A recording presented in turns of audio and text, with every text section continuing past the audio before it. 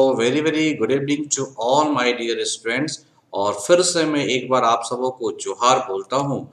आइए, आप सभी ने न्यूज़ तो सुना ही होगा या फिर सुन रहे होंगे कि किस तरह से झारखंड जेपीएससी को लेकर या झारखंड में सिविल सर्विसेज या झारखंड सिविल सर्विसेज एग्जामिनेशनों में किस तरह से अप डाउन देखने को मिल रहे हैं और इससे किस तरह अपने स्टूडेंट्स की जीवन पर क्या प्रतिक्रियाएं हो रही हैं। इन सबों के ओपिनियन को लेके मैं आपके पास आ गया हूँ जेपीएससी ओपिनियन के रूप में। और ये ओपिनियन एमिनेंट ट्यूटोरियल के द्वारा आपको दी जा रही है बाय अजीत मेहता सर के द्वारा। सो एमिनेंट ट्यूटोरियल आप इसे सब्सक्राइब कर लें डियर, ताकि आपको समय समय पर जो भी नोटिफिकेशंस मिलता रहे कि मैं क्या देने वाला हूँ, किस क्लास को मैं लेके आ रहा हूँ, ताकि आपका और जो आपके मन में कन्फ्यूजन्स है या आपका और जेपीसी से जिस तरह से विवाद हो रहा है, इसमें थोड़ी सी जो है रिलैक्सेशन आपको देखने का मौका मिले, थोड़ा सा मैं मार्गदर्शन आपको दे पाऊँ। सो आप एमिनेंट ट्यूटोरियल्स को सब्सक्राइब करें। 7 जेपीसी की बातों को मैं बात कर रहा हूँ डियर। ऐसा प्रतीत हो रहा है कि स्टूडेंट की जीत पक्की होनी है, क्योंकि ये पहली जीत के रूप में मानी जाएगी। जैसे कि आपने देखा होगा कि झारखंड के हाई कोर्ट्स के माननीय उच्च न्यायालय ने माननीय उच्च न्यायालय, झारखंड के उच्च न्यायालय या झारखंड हाई कोर्ट ने यह डिसीजन स्टूडेंट्स के फेवर में दिया है कि झारखंड सरकार ने नियमावली को फॉलो न करते हुए आपके प्रीलिम्स के रिजल्ट्स को निकाल दिया है। और इसको जेपीएससी भी मानती है और मान चुकी है, यह उनकी मिस्टेक है। तो क्या मुझे लगता है कि जेपीसी को पहले ये जानकारी नहीं थी? जेपीसी ने एक ट्रायल किया कि अगर ये निकल गई तो निकल गई, क्योंकि इसी वजह से उन्होंने अपने रिजल्ट्स के ऊपर प्रोविजनल रिजल्ट को लिख दिया, उसने फाइनल रिजल्ट नहीं लिखा। उसे पता था कि ये हमारी गलती है, निकल गई तो निकल गई और नहीं निकली तो कोई बात नहीं, सीट जो बुक हो गई है सो बुक हो गई है डियर। ओके, तो इस तरह से आपके मनोबल को जरूर चोट लगी होगी, लेकिन देर आए और दुरुस्त आए। और झारखंड न्यायालय ने जो न्यायिक प्रक्रिया को मजबूत करते हुए और न्याय की गरिमा और न्यायपालिका की गरिमा को बरकरार रखते हुए जो उन्होंने डिसीजन दिया है, वो काबिल तारीफ माना जाता है, क्योंकि यह डिसीजन सच और साक्ष्य के आधार पर है। आइए, आगे बढ़ने से पहले, पूरी डिटेल एनालिसिस से करने से पहले मैं आपको यह बता दूं कि हु आई एम। तो myself Ajit Mehta sir. I had completed my chemistry, BSc, MA Economics, and 7 years of teaching है different platform पे dear. My interested area of teaching is concerning economics, science, environment and geography, और ये major content होता है आज के एग्जामिनेशनों का। आइए सेशन को शुरू करते हैं। बिफोर डैट मैं एक बार आपसे फिर कहूँगा, हमारे चैनल को सब्सक्राइब करें और शेयर करें और व्यू करें। सो डियर, आपने झारखंड लोक सेवा आयोग ने एक सर्कुलर निकाला है। उस सर्कुलर में उन्होंने स्पष्ट तौर पे यह व्याख्या किया है कि झारखंड न्यायालय के द्वारा एक एलपीए के आधार पर या एलपीए के आधार पर एक डिसीजन दिया गया है 25/1/2022 को, जिसमें कि आपकी जो एग्जामिनेशन होने वाली थी प्रीलिम्स की, मेंस की 28/1/2022 को, और ये 31/2/022 तक, मतलब 28 से लेकर 30 तक ये एग्जामिनेशन चलती डियर। बट ये तत्काल प्रभाव से 3 सप्ताह के लिए पोस्टपोन्ड कर दिया गया है। और यह इसके आधिकारिक वेबसाइट पे जाके, ऑफिशियल वेबसाइट पे जाके आप इसको आप देख पाओगे, करेक्ट। क्योंकि यह जो निर्णय लिया गया है बिल्कुल ही आपके फेवरेबल में है डियर, राइट। आइए आपको मैं बताता चलूं कि कुल 252 जो सीट्स थी, इसमें जनरल को सीट क्या थे, 114 थी डियर।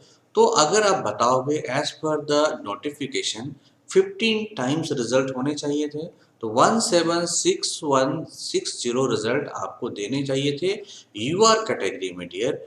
परंतु आपके रिजल्ट्स आए कितने, तो 768 रिजल्ट्स यूआर कैटेगरी में आए। अगर आप देखोगे तो 942 रिजल्ट्स जो है या कैंडिडेट्स जो है वो जनरल कैटेगरी में आ गए फ्रॉम एससी, एसटी, ओबीसी 1 और ओबीसी 2 से आगे या ईडब्ल्यूएस से आगे डियर। ओके, तो इस जगहों से ये सारे स्टूडेंट्स यहाँ पे एंट्री कर गए हैं। अब सवाल ये उठता है कि जब आपने कहा कि हर एक सेक्शन में 15 टाइम्स लेंगे, तो फिर यूआर में आपने 15 टाइम्स क्यों नहीं लिया? और जो आपने रिजल्ट दिया जस्ट 45% रिजल्ट दे दिया है, जबकि आपको 100% देनी चाहिए। इट मीन्स आपने 55% जो रिजल्ट है यूआर का, या 55% जो यूआर के कैंडिडेट है, उसको आपने लिस्ट से बाहर करने का काम किया। आपकी एक ही मानसिकता थी कि आप एससी, एसटी या ओबीसी को प्रमोट करना चाहते हो, लेकिन गलत तरीके से, और जिसकी खामियाजा अभी देखिए किस तरह के बवाल होने की पॉसिबिलिटी बढ़ रही है। क्योंकि जिनके नामों को आप डाल दिए हो, जिनसे आपने फॉर्म भरा लिया है, अब उनकी क्या प्रक्रिया होगी?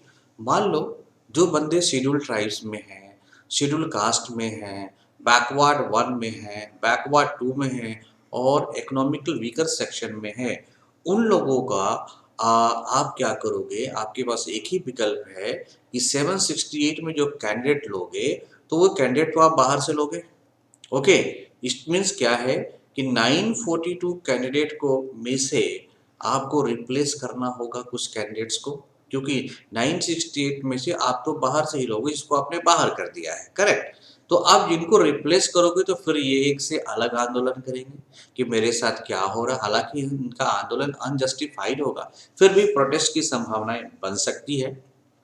और क्यों जेपीएससी बार बार आप लोगों के साथ खिलवाड़ कर रही है, मुझे ये समझ में नहीं आता है। मुझे तो लगता है कि जेपीएससी, और जहाँ तक मुझे लग रहा है जेएसएससी भी पूरी तरह से भ्रष्ट संस्थाओं में विलुप्त है। इसे पूरी तरह से निरस्त कर देनी चाहिए। और मैं रिक्वेस्ट करूंगा माननीय मुख्यमंत्री से कि आप क्या करें कि जेपीएससी के जितने भी आपके अधिकारीगण हैं, तत्काल प्रभाव से उन्हें डिसमिस करें और एक फ्रेश अधिकारी का चुनाव करें, अनुभवी अधिकारी का चुनाव करें, टैलेंटेड और जिनकी छवि अच्छी हो उनका चुनाव करें, जिनसे राजनीतिक से कुछ लेना देना ना हो डियर। क्योंकि जेपीएससी एक स्वायत्त संस्था है, उसका गठन करें और तभी जाके जेपीएससी और झारखंड के युवाओं का कल्याण हो सकता है डियर। आपको ये मैं बता दूं, अगर आप कह रहे हैं सरकार की मैं आदिवासियों का इसका कल्याण कर रहा हूं, तो आप कल्याण नहीं कर पा रहे हैं। मान लो अगर 768 सीट्स और 942 को इसमें ऐड कर दिया जाएगा, तो रिप्लेस कौन होंगे? ओबीसी वाले। रिप्लेस कौन होंगे? बैकवर्ड 1, 2। रिप्लेस कौन होंगे? एससी और एसटी वाले रिप्लेस हो जाएंगे यहाँ से। और उन उनकी जो सीट है, जितनी उनकी लिमिट सीट है, उनके 15 गुना ही आप रिजल्ट दे पाओगे। ओके, अगर आप चाहते हो प्रमोट करना तो आप करो ना। 8% नीचे आपने कहा था कि 8% नीचे ले आके भी मैं एससी एसटी वाले को प्रमोट कर सकता हूँ, या किसी को आप प्रमोट कर सकते हैं। यू कैन डू, आप कर सकते हैं, वेरी इजीली कर सकते हैं। तो माननीय मुख्यमंत्री से यही कहना है और मेरा यही ओपिनियन है कि जेपीएससी को अगर फिर से अपनी छवि को बनानी है, तो जेपीएससी को कंप्लीट तरीके से रद्द कर देना चाहिए। ओके डियर, और फिर से एक अच्छी नियमावली बनाकर एक अच्छे शेड्यूल एम्प्लॉयमेंट को जो अपॉइंट कराकर लेनी चाहिए डियर। और सदा के लिए जेपीएससी के ऊपर जो कलंक लगा है उसे समाप्त कर देना चाहिए, राइट। क्योंकि अगर सरकार बाहर से 942 के कैंडिडेट्स को लेके आती है, जो कि लाना ही पड़ेगा उनको, तो जाहिर सी बात है कुछ ये बेनिफिट भी हो सकता है कि जो कट ऑफ है वो काफ़ी कम जाएगी। क्योंकि देखो 238 तक तो आपने किसको ले लिया है? वीकर सेक्शन में ले लिया है। अब नॉन वीकर सेक्शन में जो लोग हो गए 238 तक, उनको आप एंट्री करा दोगे, मीन्स में एंट्री करा दोगे, मीन्स यूआर कैटेगरी में एंट्री करा दोगे। ओके, कुछ यहाँ से निकल के आएंगे शेड्यूल में 230 है तो यहाँ से छटेंगे डियर, 238 में यहाँ से छटेंगे, 252 में यहाँ से छटेंगे, 252 में यहाँ से छटेंगे, कैंडिडेट छटेंगे। ये आपने कटअप जारी किया है, राइट। तो इस तरह से आप देख सकते हो कि एक सॉल्यूशन निकल सकता है, लेकिन फिर ये लोग क्या है आंदोलन कर सकते हैं, तो ये अलग समस्या आ जाएगी। और फिलहाल अगर गवर्नमेंट चाहती है कि जेपीसी को प्रोसीड करें, तो एक संशोधित रिजल्ट को निकालना चाहिए और रिजल्ट निकाल के जो उनकी कोरम है, जो उनकी नोटिफिकेशन है, उसको फुलफिल कर देना चाहिए। क्योंकि 52 कैंडिडेट्स को तो आपने बाहर ऑलरेडी कर ही दिया, राइट। तो ये भी स्टेप हो सकता है। और आप जैसे भी करें माननीय मुख्यमंत्री जी, माय ओपिनियन है कि आप सारे स्टूडेंट्स बिल्कुल ही अपने हौसला को बनाए रखें और मुख्यमंत्री जी से बिल्कुल ही नॉन वायलेशन तौर पे आप आग्रह करें कि भाई जेपीएससी को पूर्ण रूप से एक्टिव संस्था के रूप में बदलना है। Thank you. आपने इतना समय दिया हमारे चैनल को, हमारी बातों को सुना। मैं समझता हूँ आप हमारे ओपिनियन से बिल्कुल ही सेटिस्फाइड होंगे। आप हमारे चैनल को सब्सक्राइब करें। अगर आप अपने मोबाइल से देखना चाहते हैं एमएनएन ट्यूटोरियल, अगर आप अपना टैब से देखना चाहते हैं एमएनएन ट्यूटोरियल, लैपटॉप में देखना चाहते हैं एमएनएन ट्यूटोरियल्स, आप कांटेक्ट कर सकते हैं 7004043326 पर, या फिर एमएनएन ट्यूटोरियल पे मेल कर सकते हैं @gmail.com या www.mnntutorial.com पे संपर्क कर सकते हैं, या आप हमारे चैनल को सब्सक्राइब कर सकते हैं और शेयर कीजिए डियर। बेल आइकन को जरूर दबाइएगा।